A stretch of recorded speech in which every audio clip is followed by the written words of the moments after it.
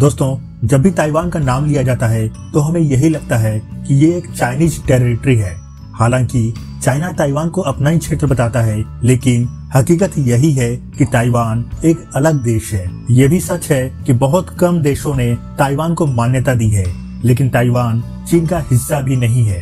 तो दोस्तों, आज हम चलेंगे ताइवान के टूर पर और जानेंगे इस द्वीपीय देश के बारे में कुछ रोचक फैक्ट्स। नमस्कार दोस्तों, मेरा नाम है राहुल और आप देख रहे हैं शॉकिंग फैक्ट्स। तो चलिए शुरू करते हैं आज का ये वीडियो। दोस्तों, ईस्ट एशिया में स्थित ताइवान का ऑफिशियल नाम रिपब्लिक ऑफ चाइना है। इसका पुराना नाम फॉर्मोसा है। यह एक द्वीपीय देश है जो ईस्ट और साउथ चाइना सी में स्थित है। इस देश के बारे में माना जाता है कि आज से 10,000 वर्ष पहले अंतिम हिम युग के दौरान ये इलाका चीन के साथ जुड़ा हुआ था, जो समय के साथ चीन से टूटकर भौगोलिक रूप से एक समुद्र में बसे द्वीप के रूप में बदल गया। महज 36,197 वर्ग किलोमीटर एरिया वाले ताइवान की जनसंख्या लगभग 2 करोड़ 35 लाख है। बात करें जनसंख्या घनत्व की तो यहाँ प्रति वर्ग किलोमीटर में औसतन 650 व्यक्ति रहते हैं।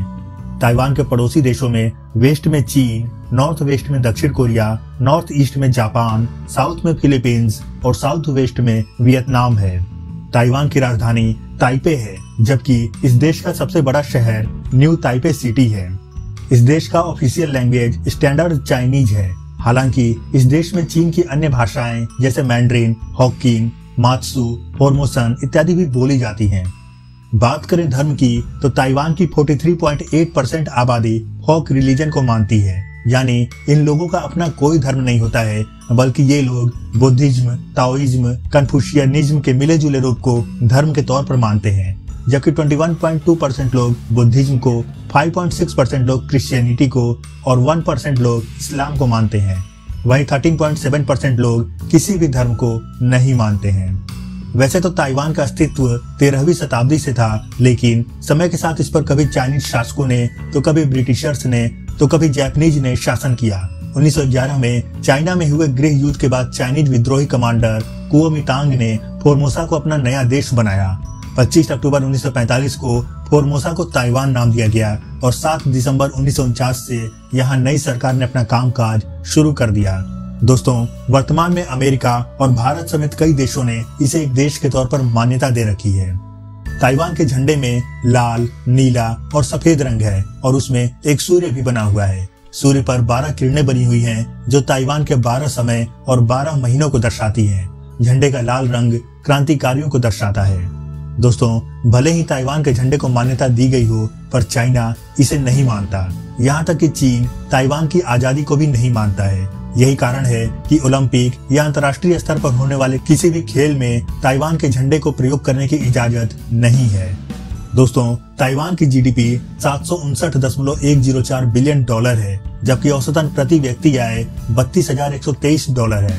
इस देश की करेंसी का नाम न्यू ताइवान डॉलर है और आज 5 मार्च 2022 तक एक ताइवान डॉलर की कीमत भारत के $2.72 के बराबर है। दोस्तों, ताइवान दुनिया का तेजी से बढ़ती हुई अर्थव्यवस्था वाला देश है। इसका अंदाजा आप इसी बात से लगा सकते हैं कि ये देश पेट्रोकेमिकल्स, जहाजों, automobiles parts, electronics, steel, plastic, computer और टेलीफोन तथा मोबाइल उपकरण का भी निर्यात दूसरे देशों को करता है। दोस्तों, हमारे देश में लोगों को स्वच्छता बनाए रखने के लिए सरकार को कैंपेन चलाना पड़ता है, फिर भी लोग अपनी जिम्मेदारी नहीं समझते हैं और इधर उधर कचरा फेंकते रहते हैं। लेकिन आपको जानकर आश्चर्य होगा कि ताइवान देश के निवासी स्वच्छता के प्रति बेहद गंभीर और संवेदनशील हैं। यहाँ लोग घरों के कचड़ों को सड़कों पर ना फेंककर सीधे कचरा उठाने वाली गाड़ी में डालते हैं। यही नहीं, यहाँ आपको कचरे के डिब्बे सड़कों पर नहीं बल्कि दुकानों या घरों के अंदर दिखेंगे। ताइवान की साक्षरता दर 98.87% है। इस देश के लोग पूरी दुनिया में मैथमेटिक्स और साइंस के बेहतरीन स्टूडेंट्स माने जाते हैं। इसका कारण शायद ये है कि यहाँ के निवासी आमतौर पर बच्चों को कम उम्र में ही गणित, साइंस और संगीत वाद्य यंत्र सीखने के लिए प्रेरित करते हैं। दोस्तों, ताइवान प्रशांत महासागर के उत्तर पश्चिम में स्थित है, इसलिए यह देश रिंग्स ऑफ फायर क्षेत्र में आता है। रिंग्स ऑफ फायर प्रशांत महासागर का वो एरिया है जहां दुनिया का सबसे अधिक भूकंपीय और ज्वालामुखीय गतिविधियां होती रहती है और इसी कारण हर वर्ष इस छोटे से देश में 1000 से भी अधिक छोटे बड़े भूकंप आते रहते हैं। इस देश के लोग बहुत मेहनती होते हैं। वे लोग प्रतिदिन 10 से 12 घंटे तक काम करना पसंद करते हैं। इस तरह देखा जाए तो ताइवानी लोग एक सप्ताह में 70 घंटे तक काम करते हैं। दोस्तों, ताइवान समुद्र के बीच एक छोटा सा द्वीप है। ये इतना छोटा है कि आप अपनी कार से सिर्फ 8 घंटे में इस द्वीप का पूरा चक्कर लगा सकते हैं। ताइवान विश्व के सबसे अधिक वायु प्रदूषण वाले इलाकों में से एक है, इसलिए इस देश को एशियाज फेस मास्क कैपिटल भी कहा जाता है, क्योंकि यहाँ के निवासी बीमारी और प्रदूषण से बचने के लिए अक्सर फेस मास्क पहने रहते हैं। यही नहीं, यहाँ की लड़कियों को गोरी त्वचा बहुत पसंद होती है, जिस कारण वो अपनी त्वचा को धूप से बचाने के लिए भी फेस मास्क का उपयोग करती हैं। दोस्तों, ताइवान देश की परंपराएं बहुत अलग है। यहाँ के लोग सफेद रंग को मृत्यु का प्रतीक और लाल रंग को सौभाग्य का प्रतीक मानते हैं। इतना ही नहीं, यहाँ 4 नंबर को बहुत अशुभ माना जाता है। यही कारण है कि ताइवान के अस्पताल और होटल जैसी इमारतों में आपको कहीं भी चौथी मंजिल नहीं मिलेगी।